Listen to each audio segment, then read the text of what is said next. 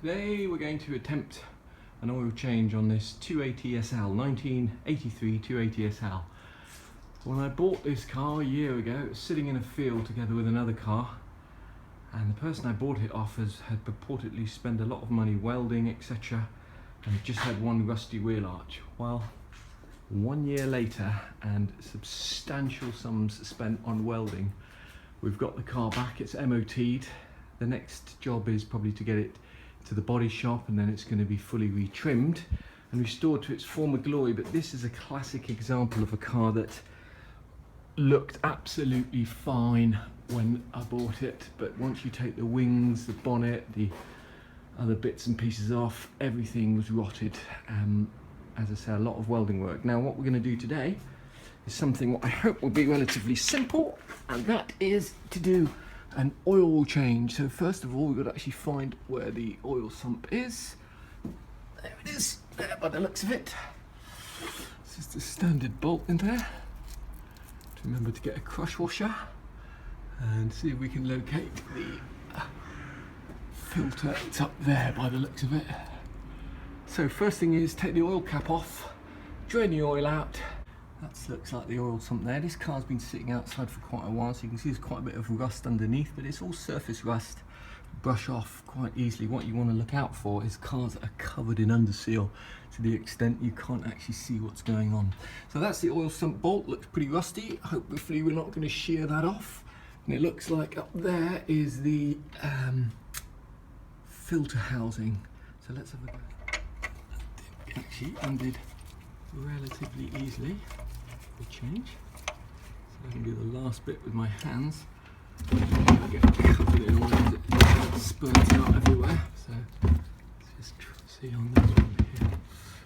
We can. There we go.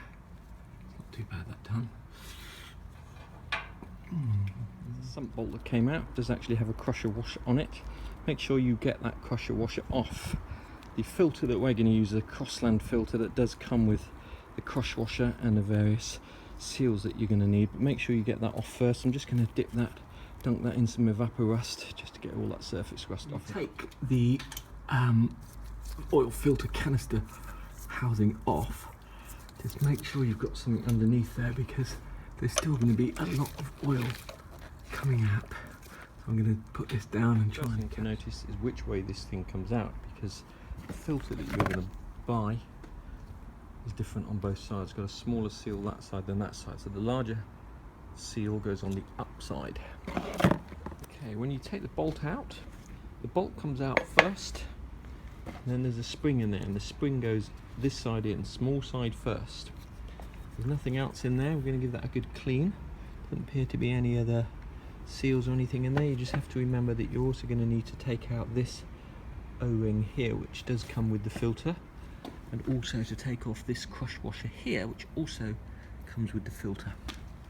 This filter housing is pretty dirty, so if you want to clean the bottom of it, you're going to need to get yourself some form of paintbrush like that and some engine degreaser. This is just from Euro car parts, just to make sure you get all that black oil and grime out of the bottom of there before you put a new filter in. With this spring, if you really want to clean it out, you're going to need to get a paintbrush in there, some degreaser, just spray it in, and the grease and oil will run out. It's almost impossible to clean that with just a rag. Make sure you take the old seal out, which is this one here.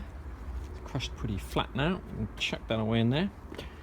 Give this a good clean once again. Put some engine degreaser in there. You want a nice seat for the seal. The seal that comes with the filter is a round seal, and once again make sure it's seated in there nice and snugly. You don't want any leaks once you've screwed that on.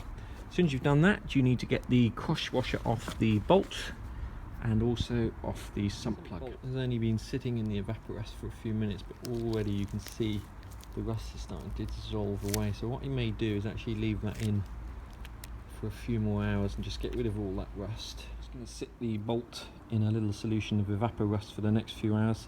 This stuff will dissolve away the rust, and that bolt will come out looking beautiful. This is just a WD-40 cap. You don't need a lot of this stuff, it's quite expensive. There you go. We're just going to leave that there for a few hours, and that should. Okay, we've got the top seal in, cleaned the filter nicely. the housing nicely. Next job is to put the crush washer, the new crush washer, on the bolt, which we've done. This goes through here like so. Don't forget to put the spring in. Small end of the spring goes on first, and then the filter just pushes on. Remember that the big rubber washer is at the top, the small rubber washer is at the bottom. We can actually put that back on the car, and before you put the oil filter and canister back on the car, just run a bit of oil around the top of that seal just to make sure it makes a nice seal. We're going to be using Castrol XL. A 20 litre container like this costs about £100 on eBay. If you go along to OP Oils, OPIE, and ask them to set up a trade account, which they'll be happy to do for you if you buy in this kind of quantity, I think I paid £94 for that, as opposed to 130 or 120 that they sell it for on eBay.